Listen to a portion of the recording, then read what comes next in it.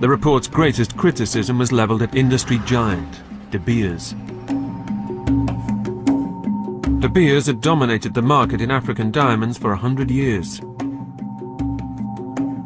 Their philosophy was simple: control diamond supply, and you control prices. We have an idea that diamonds are rare, but they're not. What created the value in diamonds is withholding the supply, making sure that the supply is regulated and there's never a flood of diamonds on the market. That's one thing that De Beers did right from the beginning. With supply under their control, De Beers, under the inspired leadership of their chairman Ernest Oppenheimer, launched a brilliant ad campaign in 1948, designed to increase demand. His genius was in coming up with the advertising campaign that made a diamond synonymous with human love, and in particular, the rite of marriage and engagement. Because he rightly concluded that he could get people to pay quite a bit to buy a diamond in order to pledge their love.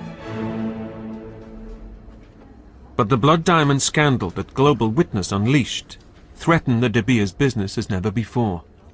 De Beers was very prominent in buying Angolan diamonds, and also diamonds that came from UNITA. From 1992 to 1997, in every annual report, they talked about their outside buying power, how strong they were on the market to buy up these diamonds that were flooding onto the market that would have threatened the price stability of the diamond trade. De Beers defends its purchase of Angolan diamonds. Well, first of all, De Beers, to make it absolutely clear, has never bought conflict diamonds. During the 90s, we were working in partnership with the official government in Luanda, purchasing diamonds, exporting, paying revenues, etc. They dispute the idea that blood or conflict diamonds even existed before 1998. Up until the point of sanctions being imposed, there was by definition no conflict diamonds in that country. The diamond industry likes to think that conflict diamonds only started in 1999, when in fact it was going on way before that. When it was recognized that the rebels in Angola were no longer going to participate in any significant way in building peace in that country, the United Nations imposed sanctions, and De Beers immediately, swiftly and effectively started working with the United Nations to ensure that those sanctions were fully implemented. In October 1999, De Beers took decisive action and announced the closure of their Angolan offices. But the blood diamond story wasn't over. 2,000 miles away, the war in Sierra Leone stood on the verge of new horrors. Diamonds had played a central part in Sierra Leone's history for centuries. Under British rule, and for the first few years after independence, diamonds had brought prosperity to this tiny nation. When Sierra Leone got independence in 1961, the prospects looked pretty good. It had a fairly good infrastructure. There was a railroad, there was a network of highways, there were schools, there was a university. But many of the institutions were very, very fragile. As time passed, government corruption grew. Gradually, the diamond industry was nationalized. The government brought in all kinds of shady characters. They brought in American mafia. There were just an incredible range of very, very bad people involved in the diamond business. Official diamond exports went from, $200–300 million a year down to almost nothing. Pretty soon you had state in free fall. A lot of young students, university students, were radicalized during this time and by this experience, and they formed a kind of an opposition that fed into the early days of the rebel movement that started up in the early 90s. One of the rebel leaders was former Army Corporal Fode Sanko. Fode Sanko, I know him very well. It's like a chameleon. Chameleon in the sense, a chameleon can take any color. The way he sees you is the way he appears to you. At times he looks nice, simple, loving, but Fode Sanko is very difficult to accept, and Fude Sanko cannot keep to his words. Today he is black, tomorrow he is white. No master, no slave. No slave, nothing. You have to do it for yourself. Is that clear? Under Sanko's leadership, the RUF recruited and trained its army. Many people believe that the RUF actually had a genuine cause, a grievance against the government. The so-called legitimate government of Sierra Leone squandered the diamond revenues. They stole the money that should have gone for development. No money was going back to build schools or hospitals. The infrastructure in Sierra Leone was atrocious. When they launched their civil war, their first objective was the lucrative diamond district of Kono. Sanko's rebel army brutalized all who stood in their way. The rebels insisted on having diamonds. When they discovered diamonds in Kono, they realized it was their only source of outside support. If those rebels were right here, doing farming, they would not have their outside support and the war would have been over a long time ago. I would not have had my hands amputated. By November 1993, more than 370,000 terrified citizens had become refugees. The RUF had achieved one of its objectives, to drive away much of the population from the diamond fields. The RUF wanted to take Kono or the diamond areas because of the resources. The rebels had captured the mines, but now they needed miners. A new campaign of terror was launched to turn Sierra Leone's diamond mines into slave labor camps. Before the start of the civil war, Ousmane Conté was a typical teenager. But when he was just 17, he was abducted during a rebel raid on his hometown. We were in a motor car, in a truck, more than 100 of us. I thought that since we had been captured, they were going to kill us. They brought us here to suffer. They told us to mine.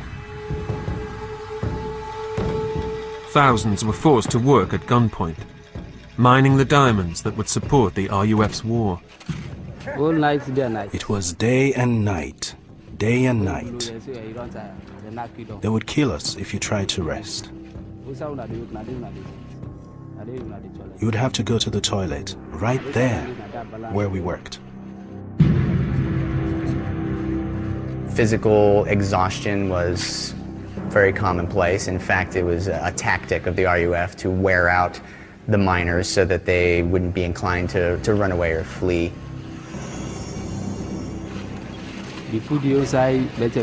There wasn't enough food. We were slaves.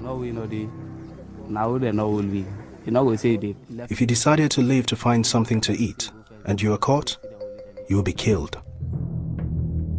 Rebels hovered over each captive, guarding against escape or theft.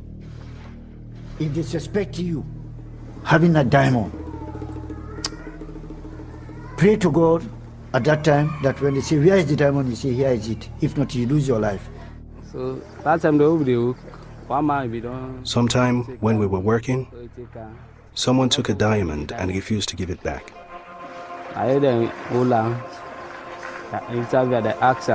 They asked him for it, but he denied taking it. So he was interrogated, and when he insisted not taking it, he was shot and killed. He would now have to give it to them in the hereafter. Off the sweat of enslaved miners, rough diamonds poured in from the fields and were whisked out of the country along smuggling routes established decades before. The same routes had already been established to smuggle arms, to smuggle cocaine around West Africa. They could get drugs, arms, or diamonds on any plane of their choice, any ship of their choice, and they were extremely resourceful and innovative in the ways they chose to do that. In return for the diamonds, we need arms and ammunition.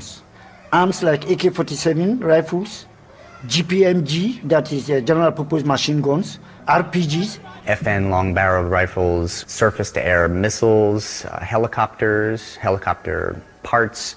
Ammunition was often delivered in million-block orders.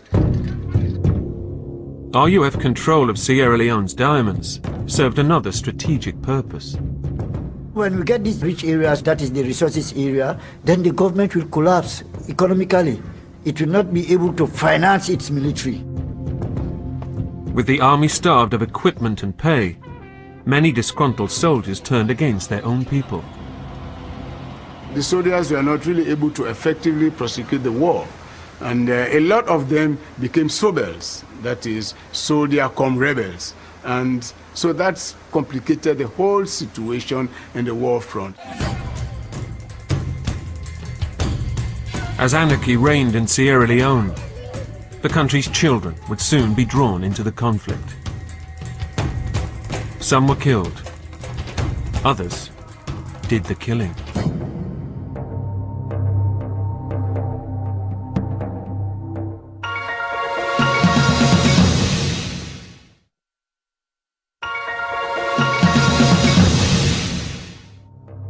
The conflict in Sierra Leone took on a horrifying new aspect when the RUF began kidnapping children.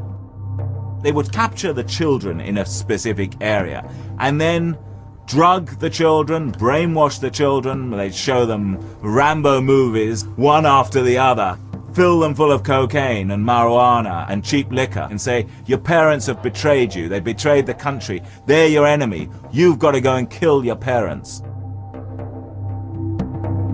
During the war, nearly 20,000 boys and girls aged mostly between 8 and 15 were turned into sex slaves or killing machines.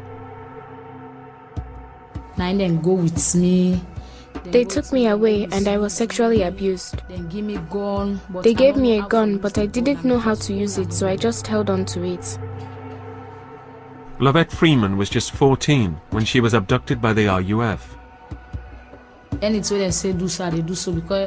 did what they wanted me to do, because if I refused, they would threaten me with a knife. I did bad things. We went to a house to loot and I was in front. They all waited in the back while I knocked on the door. A woman opened the door and I pointed the gun at her. She staggered back and we entered the house. I took the woman's baby from the house and took her away with me. I abducted her. She later died and I felt so sorry for that baby.